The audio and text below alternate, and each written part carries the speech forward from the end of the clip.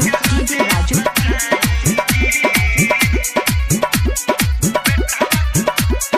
पकड़ी ध्यान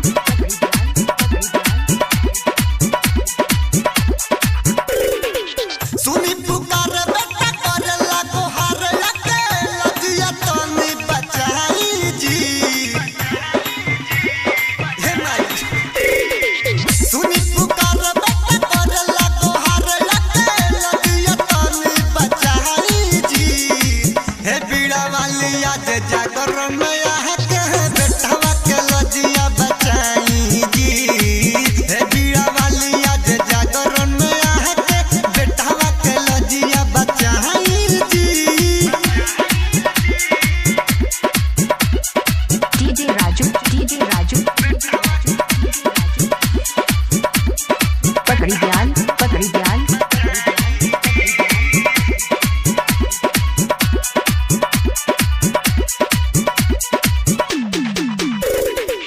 ज्ञानी के ज्ञानी हाउ बीड़ा वाली महई बुरबा बकल होले बानी सूरद सजाई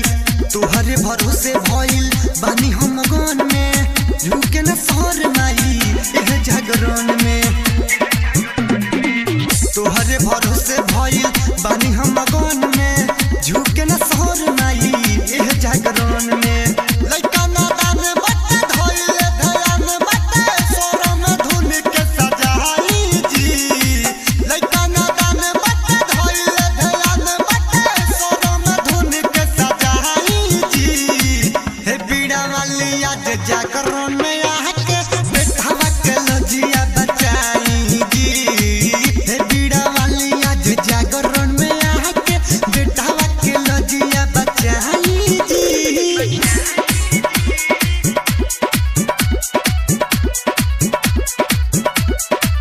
Mixed by